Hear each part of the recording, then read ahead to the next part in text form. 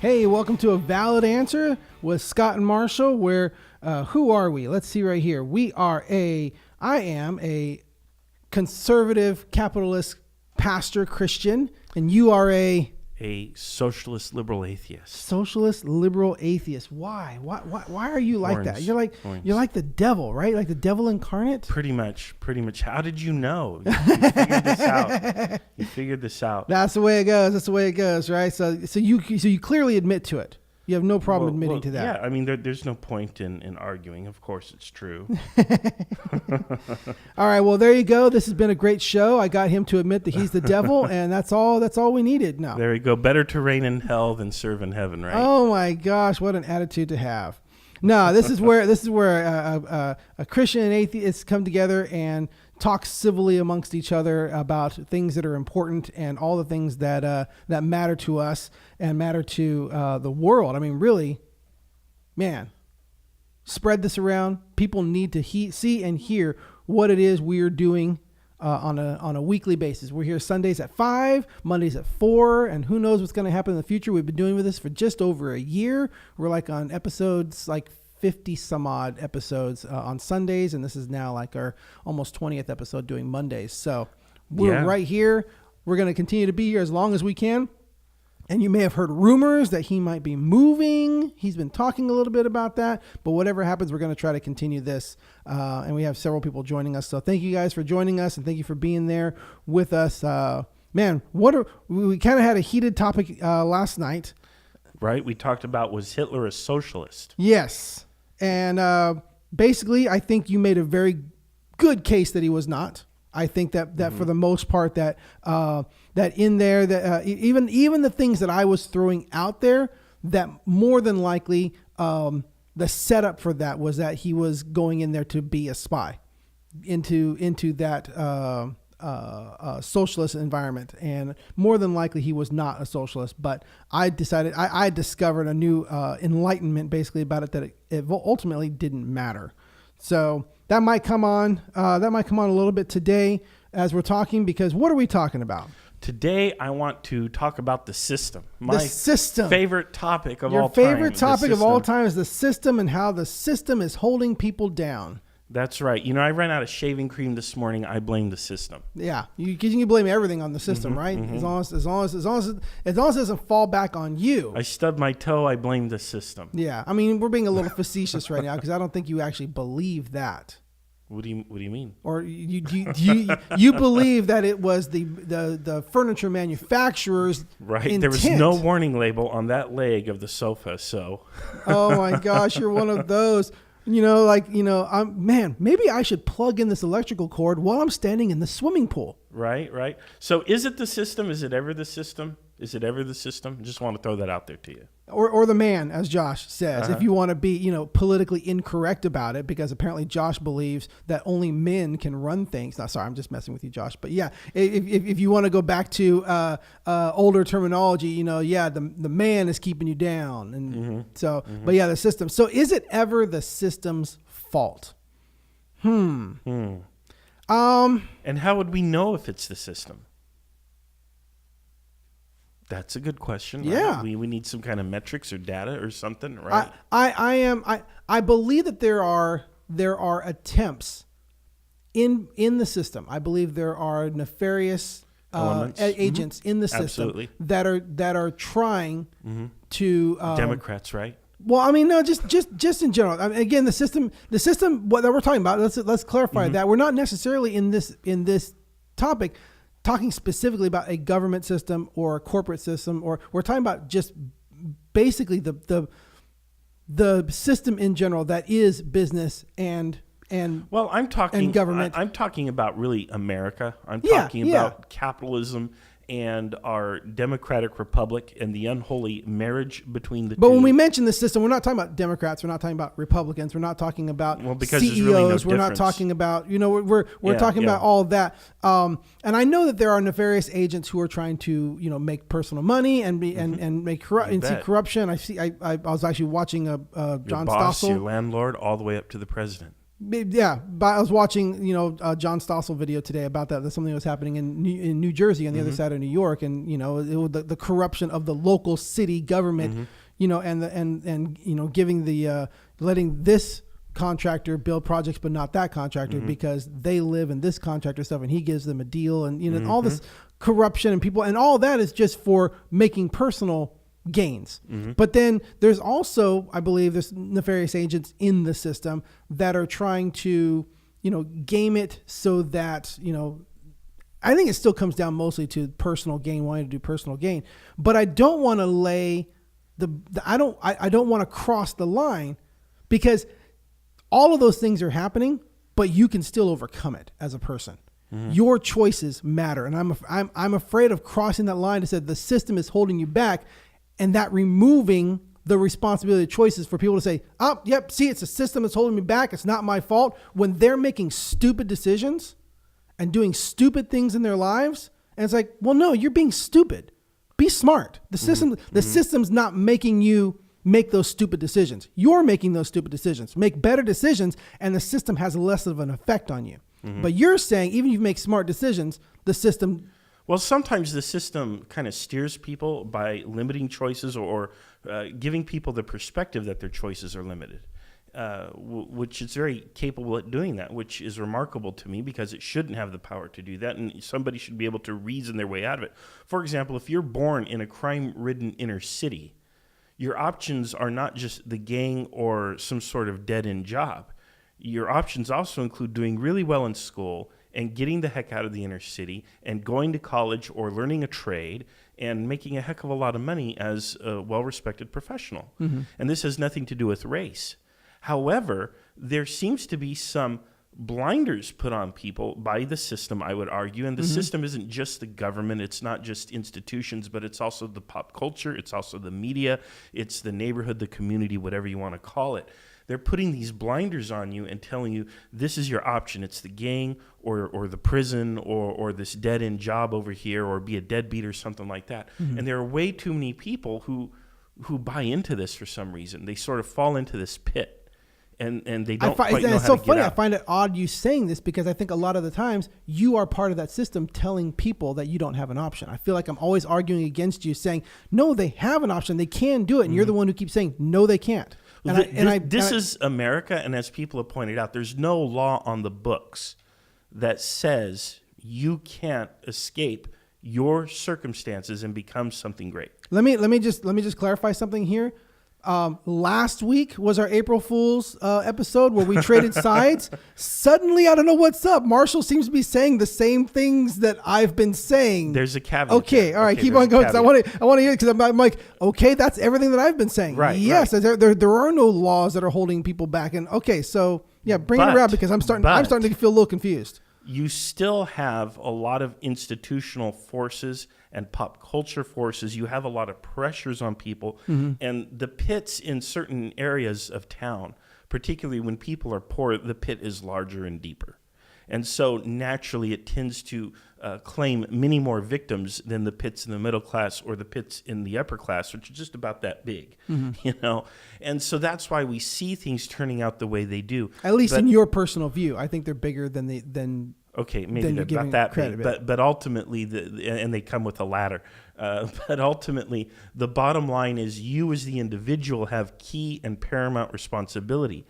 Nonetheless, I don't want to talk about that so much, because I don't want to exonerate the system that is oftentimes packed with people who are racist, even though the laws are not necessarily racist. They are being interpreted by racists. And you have people who are, as you said, nefarious actors whose primary interest is to make money, not necessarily to dispense justice or to, I love how you say that. Their primary purpose is to make money. Well, like that's an evil thing to do. Okay, there's nothing wrong with earning money. The problem is when you earn money. When you make too much. No, it's not too much. It's exploitation. You can become a gazillionaire if you could do so ethically and without exploiting people. I have no problem with that. Well, as a sidebar, how do you define that? How do you define that? If there's a person who makes a piece of art and sells that piece of art for $6 million, isn't he exploiting somebody? No, because if anything, he's exploiting the upper class who has $6 million. Which you have no pay problem him. if they get exploited. You don't have a problem with exploitation as long as it happens It's to kind the of correct hard people. it's kind of hard to exploit But- the establishment. But I'm saying is what is the limit? Because can you exploit someone? The That's limit when you're- isn't a dollar amount. It's Okay. not the quantity. It's the how. That's what I want people Okay. to understand. I don't have a problem with billionaires because of the number 1 billion. My problem is that to become a billionaire, it pretty much always requires the exploitation of people and systems and other things, the environment. So that is my concern. Now, if you could become a billionaire without committing a single act of exploitation, then enjoy all that money. Enjoy it. I don't even think you should pay taxes on it. I'm that libertarian when it comes to anti-exploitation. But who If gets you to define what exploitation is? Well, and I think that's a fair question, but I think some forms of exploitation are easily defined, such as if your workers have to rely on public distributions, handout, welfare, charity, in order to survive so they can continue coming to work for you, then you are the one who is exploiting workers and receiving the handout, not the workers. If you're clear-cutting a forest with no regard for replanting trees or doing other things, if you're doing something, if you're dumping pollution in a public water source or something, then to me that's exploitation. You're exploiting the environment. So if what you do causes harm to others in the name of profit, to me that's unacceptable. And again, define harm. Well, again, if people are suffering physically, mentally, emotionally, financially because of your decisions. But you're willing And to say that somebody not being able to afford internet is harm. Where did I say this? Well, you're saying people deserve free internet. You've made Well, that I- argument before. I would So argue- you making the argument that people deserve a certain living lifestyle. So Mm-hmm. you're literally making the argument that if they cannot achieve this lifestyle that you have defined, then they're being harmed. Why do you get to define what that lifestyle is? Well, I would argue that people have, first of all, I don't get to define it. I get to have a personal opinion on what I feel it should be, but it will be defined by society across the board. I'm just one voice out of 330 million, okay? So I have my own opinion, and in my personal opinion, I think people should have access to the internet. Now, you do in the form of your school or your library. You do have access to that. And I think if you go out and get the Obama phone has some web connectivity, and you can get on and browse the web. Can you still get an Obama phone under Trump? Yeah, we call it an Obama phone. It actually has nothing to do with Obama phone. I think it actually dates back to Reagan. But the idea is every American should have access to a phone so that in the event of an emergency or something else, they can call someone, which I think is reasonable to expect in our modern technological society. But if someone doesn't have that, you're saying they're being harmed and exploited. If it depends on the reason why they don't have it. If they say, I eschew technology, I want to live Well, like they don't an have Amish, they don't have a which they don't have a is- smartphone because they can't afford it. You're saying that they're being harmed. I would by and be happy exploited. to provide one to them. I think society should provide that to them. So, Because I I'm want asking them you to be able to call I'm asking you. 911. I'm asking you to define it and answer. Define that. what? I'm saying. So, if someone does not have a smartphone because they cannot afford it, you are saying that that's evidence that they're being exploited and harmed. Yes. Okay, just wanted to make sure. I just want to be clear. I want you to. I want Yeah. to set these standards. I want to make them. Okay, this is the standard. Okay, cool. But this is my personal opinion. Yeah. And society may completely disagree. I might be the only person on the planet with this wrong opinion. And that's okay. At least I have an opinion, and I have. I just want to make sure that it's clear. Okay. Okay. So one of the things to get back kind of to the heart of the topic, the Yeah. system, not working for people. It's imagine that America, if you will, our constitutional democratic republic, Michael. All nations and systems have constitutions, by the way, but not necessarily democracy. But anyway, the idea is. Think of the American experiment, if you will, as a picnic table. And at the beginning of this picnic, only certain individuals were ever invited to the table. You had to, in fact, not even all white males were invited to the table. Over time, we've increased the number of people invited to the table. We now include women. We include minorities of every ethnicity. We now include people of all sorts of socioeconomic status. When on day one, that wasn't the case. We've invited all these people to the table. And at the table, you're served a slice of pie. That pie represents the American dream. And for a while, as we began to invite more people and more people began to get their slices of pie, it became more equitable. But then sometime around the 1980s, because early all those 80s, people were putting back into the picnic and more pie was being made. right. Okay. They were contributing. But ultimately what's happened is people are bringing their pies and they're contributing to the potluck, if you will, but they're getting less and less food on their plate. Their slice of the American pie is getting smaller. And when we look at all the data, all the metrics, we see that for the middle class and the poor, their slice of the American dream continues to get smaller and has been diminishing in size since the 80s. Now, whether that's the fault of automation or something else, government corruption, or maybe millennials are lazy, what some people like to argue all the time, whatever it may be, the slice of the American pie is getting smaller.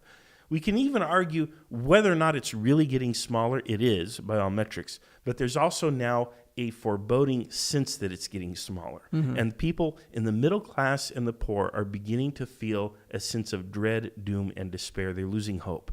And the crazy thing is they're losing this hope at a time when our economy is off the charts high. I mean, Wall Street is raking in record profits. The recovery has lasted longer under President Trump and Obama than any other recovery in American history. So could it just be that the Americans are being lied to by the media and that's why they feel this way? No, because the data bears out the problem. Even though wages finally this year or last year started to rise, inflation is wiping out a lot of those gains. Some people are seeing personal incomes increase, but only marginally. And when you figure in rent, inflation, other things, that increase is very marginal. And it's certainly nothing compared to what the people at the top are seeing their increase. So they're getting a much larger slice of the American dream, while the average Joe is getting a thin slice of the American dream. The people at the bottom, they have record low unemployment, but a lot of them are having to work 2 or 3 jobs just to survive still. So what happens when the recession hits? Because we are going to have a recession. And when it hits, what's going to happen? You have this half of our nation already feels a sense of dread and despair. And these are the people who are probably going to be among the first to be laid off. They're going to feel the recession hit hard. What are they going to do when the bad times come? And we can argue whether or not factually this is true. And I believe it is, and I believe the numbers and the facts are on my side. But even if it's not, perception is a reality for many people. And when people perceive that tough times are getting tougher, they're going to become increasingly desperate. And then we get into uncharted territory that I don't think we've seen since the Great Depression. But how much of this is attributed to people making poor choices? People don't save like they used to 30, 40, 50 years ago. There's been a decline in that because there's been more and more things available immediate. It's the microwave generation of I want this now. I'm going to, credit card. Credit cards went up. The use of credit cards, skyrocketed in the 80s because and 90s. Wages didn't keep pace, so people started to use credit. No, they were getting stuff that their parents had that their parents waited 30 or 40 years to get. That generation wanted it now. I think it's more attributed to the attitude of I want mine now and pay for it later instead of building up. And in that building up, the previous generations had more hope because they had the savings. They earned it. They waited for it. They brought it up and they built it slow instead of give it to me now. I'll throw it on the credit card.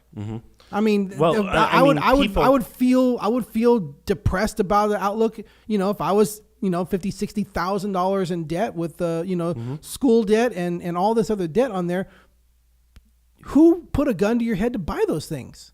You're right. But again, that's where society and culture are, and also the government are pushing people into these pits. The government has some responsibility here because by the government giving out these loans, these student loans, massive student loans, to people who could never repay them and who are probably not going to find jobs. You could get the same student loan to become a mathematician as to become, an underwater basket weaver of some sort. Why on earth would the government give a person a student loan for tens of thousands of dollars for an occupation that we don't need? It's one thing if you're saying, I want to become an engineer, and we need engineers in this country. Yeah. But to say, I'm going to study, again, underwater basket weaving as a euphemism for, you get what I'm saying. Why would we give that loan out? You would not get a home loan or even a car loan if you couldn't show evidence that you could repay that loan, yet the government is giving away all of this money. So again, we're pushing people into the pit, and this is where the system is wrong. And so we have to reform these systems. Somebody's saying sarcasm. Okay. So, yeah, Michael is saying that all levels of income are better off than they were 30 years ago. I don't know if that's necessarily true. And if they are, they're not substantially better off. Yeah. Certainly the number of zeros at the end of your paycheck may be greater. But again, you have to look at purchasing power. Purchasing power is what you always go back to. You have to look at purchasing power. And you also have to figure, and Adam Smith nailed this, and I don't have the exact quote, but Adam Smith figured this out, that what people consider adequate for their time, it's cultural. There are some people who would be happy with, electricity. To them, that's a fantastic luxury, and they're happy to have it. Whereas here in the United States, people, they need a car. They need a big screen TV. And so there's these cultural differences. Well, I saw 82 inches at Costco yesterday. You still measure your TV in inches? I use a projector. I got a whole... Anyway. Yeah, I actually don't even watch TV. Yeah, my wife and I will be married 21 years in June. And when we got married, we decided not to have television in our home. Like Smart decision. We watched, we had... Literally, I had a video capture card with a VHS player plugged into my computer, and we'd watch it on my 15-inch computer screen. That was our TV. But we don't have cable. We don't have TV. We haven't had it for 20 years. But I think that's why I feel more enlightened and not dragged down by the media trying to tell me what to do. Marketed to constantly. I'm not being marketed to constantly, and I think that's very liberating. I would encourage everyone, hey, get rid of the TV, get rid of the marketing, get rid of all that commercial intake, and because, man, it's very liberating. Anyway. Yeah, absolutely. So at the end of the day, I feel that the system is failing the individual. And we can argue back and forth whether or not this is really happening. We can look at the data. We can look at the stats. Again, I feel the data supports my contention. However, even if I'm wrong, what's key is the public perception. And if the public perceives that the system is failing them, then they are much more likely to want to change the system. Yeah. So that's my warning to everybody. And what I think we have to do is we have to find a reasonable way to change the system without actually pushing the big red button and going straight to revolution and guillotines and all this other crap. Because if it gets to that point, everybody loses. Yeah. Everybody loses. And that includes all you tankies on the left who think revolution is the way to go. You're going to lose. I'm going to lose. Scott's going to lose. Everyone loses if this thing gets bloody. So the way to do it is through the systems that we have in place, I feel. Yeah. And I understand that Karl Marx would be rolling in his grave to hear me say this because he would argue you have to completely dismantle the system, so on and so forth. Yeah. But I am not convinced that capitalism is necessarily bankrupt. I think that capitalism is a powerful engine, but we have to harness it and we have to restrain it because it will devour everything in sight. If you harness it and restrain it and use it like an ox to pull a plow, you will suddenly see all kinds of abundance. And if you share that abundance with all people... What's a tanky? I'm sorry. A tanky is a hardcore communist, like a Stalinist. Oh, gotcha. Okay. Okay, so a person who... Michael said Marshall's the only tanky here. I'm like, what? Okay, now somebody else used that phrase. I need to know what that is.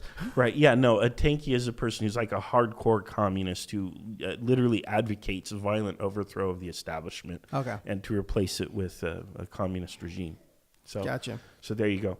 So I think I can come to the point where I can agree with you that there's something wrong with the system. Don't agree with me yet. We're only 24 minutes in. No. I think I can get to the point where I agree with you that there is an issue with the system. I think where you and I differ is what the solution is and what the solution to fixing the system is. So because I believe that there is a way to do it by keeping government small. And by keeping government small, I believe that's going to help. Because the problem with this system, effectively what you're saying, and it's probably there, is that the exploitation of the people is because there's bigger companies and corporations and large businesses and people who are influencing the government to affect what's going to happen. You were laughing at something. Jeffrey says, my heart is rolling into Hungary. And he's right. Okay. Soviet tanks rolling in to crush the Hungarian Revolution. But anyway. All right. You're the historian. I'm not the historian. Right. But I think that there's a way to fix it by reducing the size of government and reducing the power that government has, thereby reducing the power that corporations have through the government. I feel that that's the best way, that term limits and a simplicity of government is going to make it harder for companies to go through loopholes and own politicians. I think those are the two biggest things: term limits and simplifying the tax code and simplifying those loopholes eliminates the ability for corporations to own politicians and get things done, because the recidivism of politicians in that position. And this is I'm gonna say something here. I'm gonna upset so many conservatives who are watching this. I think we need more people in Congress and in politics like AOC, not because of what she believes, but because of what she is. People are making fun of her because she's just a bartender. I would rather have just bartenders cashiers and school teachers. Yes, I would, because when I was looking at that, I go, you know what?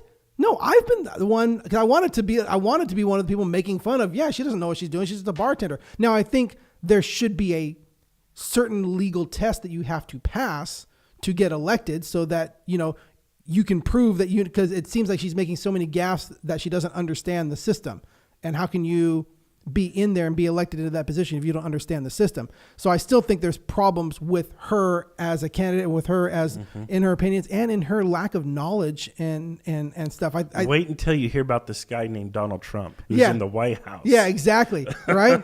So I think there should be a certain level of you got to pass a certain test to do that. But I think we should have more of these people. Yeah, salt of the earth. Yeah, I think more of those types of people need to be in there for shorter terms. They're in there for 2 terms, maybe tops, and then they're out. And then there's another ordinary person coming in, and then they're out, and another person ordinary coming in, and then they're out. Just keep that recidivism of you cannot get it. You can only sink your claws into somebody for so long, and now it's harder to own these people, and it's harder to control these people and get these people to do, because I'm doing it because I want 17 terms. And if I can get this company to back me up and I give them favors, I will be.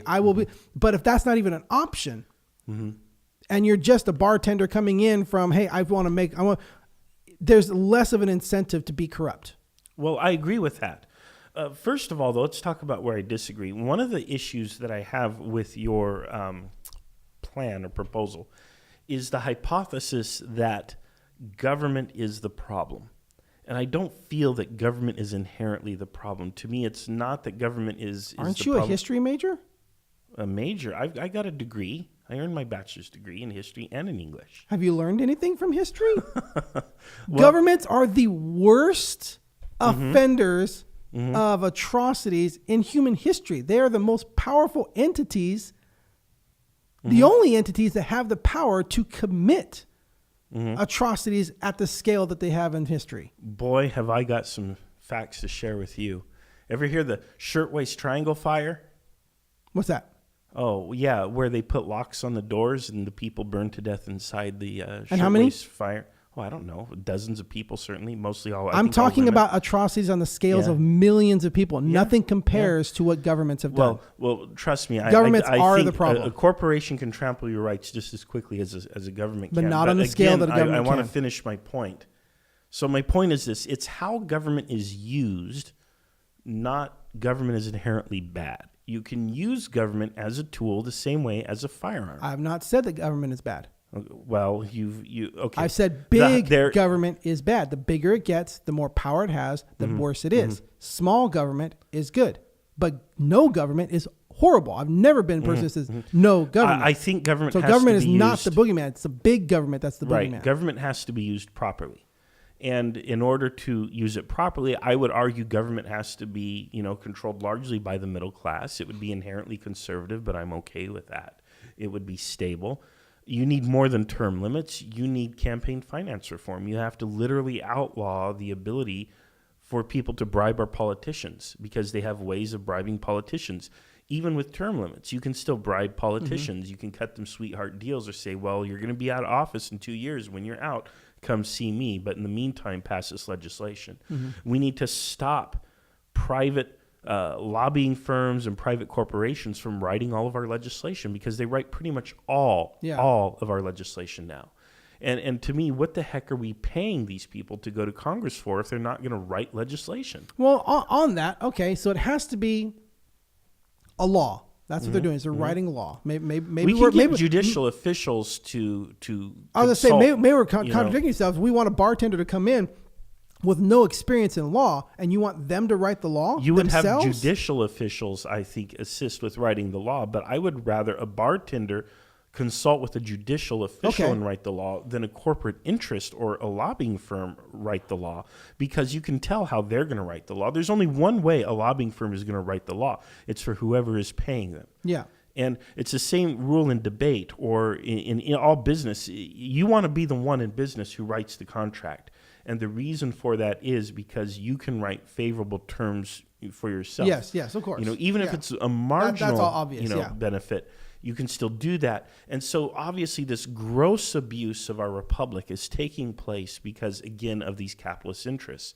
Again, capitalism allows you to accrue the wealth that allows you to buy politicians, convert wealth into political power. And what they've done is they've literally tilted the table so far to themselves, that picnic table, the food is simply sliding down into their mouths, right straight down the table like some scene in a cartoon. And the rest of the people, some who just recently got invited to the table, are like, hey, I brought this cake, boom, and whoosh, right on down. What the heck? Right? So what do? We have to be aggressive in changing the system, but I don't think we should throw out the baby with the bathwater. Again, I feel that the Bill of Rights and our Constitution are two of the greatest documents ever written in all human history. And I believe we need to preserve those. I think we need to shore them up. There are holes that we need to patch. This isn't April 1st? No, Scott, I am not actually advocating for a Marxist revolution, and I don't think we need to guillotine people in the streets. And I don't think we need to go hunt down all of the rich in the rentier class, although I would probably thrash the hell out of them. But at the end of the day, it is sufficient to restrain these people using strong laws that outlaw exploitation and ensure that when you hire and work people, you are required to pay them a living wage. And as long as we have something like that, I think we'll be fine in this country. That's how we avert the crisis. That's how we make the American pie minimum wage is your grow answer. For all people. No, not minimum wage, actually. Well, I think minimum wage is actually a tool of oppression. Fine, whatever. Living wage is the answer. I think if you set a dollar amount, it's going to be a tool of oppression. In fact, what I think we need to do, it's always a dollar amount. You can't get around that. Well, you can measure it in terms of purchasing power, but what I really think we need to do is we need to unionize all workers in the nation and enforce collective bargaining across the board. There is no such thing as a living wage or a minimum wage anymore. That is unheard of. It's abolished. It's no longer on the books. And you create a federal jobs guarantee that does pay a living wage, but it's a unionized organization, and the union negotiates the wage. So every worker belongs to a union that will negotiate their prevailing wage from place to place around the country. It will have to be different because different locations. And all employers will have to compete with federal jobs, which will then effectively set the minimum wage by setting their wage at whatever it may be. So how does that work out? If I'm a self-employed videographer, do I have to be part of a union to get a job? You'd be part of a contractor's, a union. In other words, you would basically be guaranteed a certain wage for your work. So I couldn't get a job until I pay this organization for permission to get a job. No, the bottom line is you would not. That's be not allowed submitting to my undercut. power to somebody else, my identity and my authority to somebody else to be able to get a job to be paid. You're not going to undercut people in a race to the bottom. That's what we have to end. This idea that in the name of competition, we allow people to undercut one another in a race to the bottom. So there would be a minimum, and it doesn't have to be where you pay dues to a union. It could be some sort of federal union where you don't pay dues, but you still receive the benefits, which is this is the minimum that you can charge for this job. And if you can't afford to pay that cost, it's just no different than if you can't afford to pay for a gallon of gas. You don't get the gallon of gas. It's not my problem. So price fixing by the government. A bottom price fixing by the government. That's what it's going to have to be. Otherwise, there's a natural floor to all prices, Scott. All prices have a natural floor. But that's always negotiated. And that's exactly what I want. I want those prices to be negotiated by a union, and we eliminate the minimum wage. We eliminate all, talk of that. Again, your view is so limited. Your view is so small. All you see is big corporations and big groups of employees to be unionized. But what about this little family-owned gas station and two people on there, or the person who's trying to open up their own restaurant to do whatever it is? I'm trying to be a self-employed contractor to go do these things. The limits that you're putting on the vast majority of people, you're looking at it from the big corporation and big groups of people, and I don't think you recognize the crazy amount of hoops and what you're going to do to damage and destroy what small people have to be able to do. People starting their own business or wanting to step out on their own or do something, you're going to eliminate that because they have to jump through the same hoops as these big old things. I think your view is very, very limited and very shallow. We hand out probably easily hundreds of billions, if not somewhere in the trillions of dollars in subsidies to corporations. And they're always the big corporations who get these subsidies, who then take the money and they throw it in a bank in some offshore account. And it doesn't You're getting do off any the of topic. the things. You're getting off the topic. No, I'm not. Because what I think we do is instead of handing out money to big corporations, we hand that money to the little guy. So if you're the little guy and you're going to start a business and you have a solid business plan and you're going to go out and just be a mom and pop, that's fine. And we're going to give you a subsidy so you can afford to pay those wages. We will be happy to subsidize your labor. I am not going to see us subsidizing the labor of multinational, multi-billion-dollar corporations, however. We have it backwards How in this do those country. subsidies show up? Well, they show up in their profits. I'm the saying, fact that what we is the subsidize subsidy? their labor costs. What is the subsidy? If we did away with welfare, if we did away with food stamps, if we did away with rent So controls, that's what you're and calling all the of this, subsidy. You're those saying are all okay. subsidies to their employers. Not an actual subsidy to the company that the we government do. is giving. We do that. Yes. We also give cash aid to What are those? corporations. We give literal subsidies to corporations to continue doing things. We pay subsidies to agri-farms, huge agribusinesses who have destroyed the family farm. Mm-hmm. And we give them money to sometimes not grow crops. Why? Because we don't want the industry to collapse. Because the industry is unsustainable in and of itself. Because it no longer has to compete in the free market. So we have created socialism for the rich, and the rich have become dependent upon this socialism and these handouts from the taxpayers. And if we took that away, a lot of these big industries would collapse. If we did away with welfare and all of this, and we said to Walmart, we're no longer going to subsidize your employees, or if we penalized Walmart for not paying living wages, Walmart would go under immediately. Mm-hmm. And then that would change, and Walmart's going to go under anyway. Josh is saying a small, nimble shop like his can pay less to train a person, but we have little incentive because the employee will take that training to our competitors for benefits that we can't afford. What I'm talking about, Josh, is that if everything's unionized, you can't afford to even compete with a large company to train people up. But we would subsidize Josh instead of subsidizing Walmart. That's the difference. Instead of subsidizing $1 billion corporation that frankly can afford to pay benefits to its workers, we're going to subsidize the little guy instead. And what's the limit? I don't know what it is. But there would be a limit that once you make this amount of money, or once you have this many employees, you don't get the subsidies? Tens of millions, and it would be industry dependent. It would definitely have to be industry So of dependent. all the tens and hundreds of thousands of industries, you have to have somebody. You're just increasing government again. You're just making more opportunities for loopholes. It's done in the status Shrink quo. it. Exactly. Let's shrink it. Why are you trying to make it? You're trying to add complexity to something that's already complex when the answer is to simplify it. Don't make more ways. You're building an entire bureaucracy that then has to govern and judge all this stuff and for all these different industries, all of that. Let's simplify it. That big bureaucracy is what causes the loopholes that people trick and manipulate. Eliminate loopholes. Make it simple. Simple isn't always better. The bureaucracy already exists, and the idea is to reverse the polarity. By making it bigger. No. Yes. Why would it be bigger? Because The institutions and everything already exist. In fact, we could reform government to make government smaller and much more efficient. Have you seen the computers and the software that things like the DMV run on? It's ridiculous. And they're still hitting F2, whatever that key must do. I mean, we need to completely overhaul our federal government. We need to update the systems, the software, and we need to automate a lot of these processes. It doesn't have to be slow. There is no reason why there should be a tax filing season. When you earn $1, your taxes should be taken out immediately, the difference paid to you, and that's it. There should be no filing taxes at the end of the year. There should be no need to square up with Uncle Sam. I agree with you that there are many inefficiencies, but we need to reform all of this. we need to reduce them.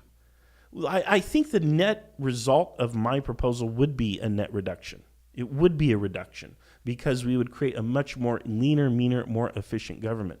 Again, a lot of things, how do you think the IRS processes all of these tax returns? They don't have a person checking it. It's all fed through a computer, and the computer flags things. It has an algorithm. Yeah. And I don't see any reason why these systems that work for multi-billion-dollar corporations can't simply be turned around to work for the little guy. And it's because the government is so big, it has to maintain the bureaucracy of the people that are there. We need to reduce that. Why? That. Why? Because we can. We need to create a better society. You're literally saying that we can reduce create the man force and simplify the bureaucracy by making it more automated, by putting all that on there and make it small. But the biggest thing is get rid of the complexity of the loopholes. The more you add that somebody now has to make a value judgment on something, every time you add that, you're adding a layer of bureaucracy and a whole group and system of people. And I agree, we want to minimize that. We got to minimize that. But this is a dogmatic call from you to always reduce the size of government. Yes. I don't care about whether government's big or small. If I can accomplish this with a small government, that's okay. If it takes a bigger government to do it, I'm okay with that too. The bottom line for me is this. It's that people's lives improve across the board. I want every single American sitting down at the picnic table that is America to have an adequate slice of the pie. And every time in history that the government got bigger, it did not serve the people. Well, and again, that is why government power must be democratized and put in the hands of the people. Reduced. And right now, we don't have government power in the hands of the people, and that's why the system is no longer working for the people. All right. It's working for the insurance companies. It's working for the banks. It's working for the mega corporations. It is not working for the people. We need to reform the system now before it collapses and ends up in something horrible that we will all have nightmares about for the rest of our lives, assuming we survive. We are in agreement that the system is corrupt. I believe you are absolutely historically wrong on your solution. But what other solution do we have? What, privatize the government and allow private interests? That's what we've literally seen in the status quo. We've seen private interests take over the government, and they are not doing anything benevolent for the average American. Yep, so we got to reduce the size of government. No, I think we need to use government the right way. It's not about reduce and it's not about expand. It's about using the tool the way it's intended to be used to serve the people. The bigger it is, the worse tool it is. Because the bigger it is, it eventually gets to every tool. What if I apply that logic to guns? The bigger it is, the worse it is. Let's ban the big ones. Anyway, all right. Every tool is a hammer, as Adam Savage says from Mythbusters. He's got a book that just came out. Because ultimately, every tool gets reduced to a hammer. When it gets desperate, and the bigger hammer you have, the more damage you're going to do. There you go. So let's reduce the size of the tool. Well, I don't know about that. Sometimes you need a big tool. This has been A Valid Answer with Scott and Big Marshall. tool. We'll catch you. We're here on Sundays at 5, Mondays at 4. Love the discussion. Join us online on Facebook as we broadcast live to Facebook. You can find us on Valid Answer. You can also find us on Kerncast on Facebook. But until next time, this has been Scott And Marshall. and we will see you guys later. Thank you. Bye.